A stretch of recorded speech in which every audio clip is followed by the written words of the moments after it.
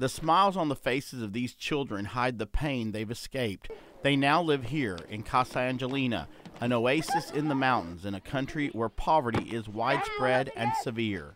Guatemala is #1 in the world per capita for malnourished children. That's per capita. And I know when I used to think about malnourished children, I thought about Ethiopia, usually, right? That's the first country that pops in my mind. And this is per capita, but the need here is massive. Because of this, many Guatemalan children are abandoned to fend for themselves in a country where child prostitution has become a way of life. Eventually, a lot of these kids are forced into orphanages, and for some, that's just the beginning of their nightmare. A lot of our kids have the story that they've come from other orphanages and were being abused in those orphanages as well. But that's not the case at Casa Angelina, where Bethany Tate Fraser and husband Andrew serve as pastors. They're also in charge of daily operations and the care of about 80 orphans.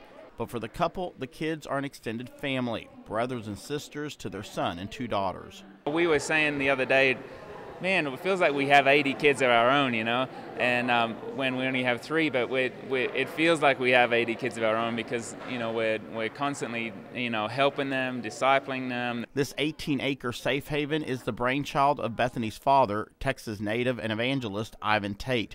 Tate learned about the gang violence and the poverty that plagued the children of Guatemala, and his mission became to find them a place where they could heal physically and emotionally. He saw this massive hill which needed so much work, and a lot of people would have just seen it and been like, that's too much work.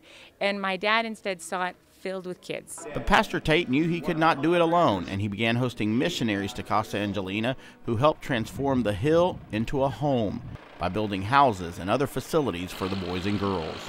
One of the main reasons that Pastor Tate chose this majestic location is for the climate. It's high above 7,000 feet above sea level, and of course that makes the temperatures bearable. And with so many people coming down here to do a lot of hard work, they need to be comfortable. However, the only problem is during rainy season, which we are in right now.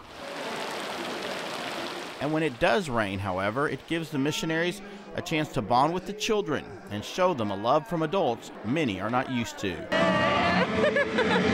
The Southeast Texans on this mission trip are members of TCPT, a group that knows something about transformation. TCPT is a fitness program that not only builds bodies, but also self-esteem and spirituality. It's what many of these kids need, and the orphans' transformation appears to be working. What used to take a month now happens in a matter of days. When they see all the other kids here who start saying, you're going to have food, don't worry, they're never going to hit you, don't worry, they're never going to do anything bad to you. Now the transition is like 3 or 4 days, and a child's like smiling, running around, playing, hugging us back, and we're just like, oh, it's just a miracle. Shirley has only been at Casa Angelina for 4 months and already has made friends and is exuberant about her new home. Divertidos, bonitos. Ahí. Much of the joy is attributed to Pastor Tate, Bethany, and Andrew. They are doing serious business, but still manage to make this a lighthearted environment for the kids, where laughing is contagious. Even Fox Sports General Manager Darren Lehrman, who was part of the Southeast Texas TCPT missions group, joined in the fun. In a place where Spanish and English are the main languages, Andrew seemed pleased to hear someone with a familiar accent.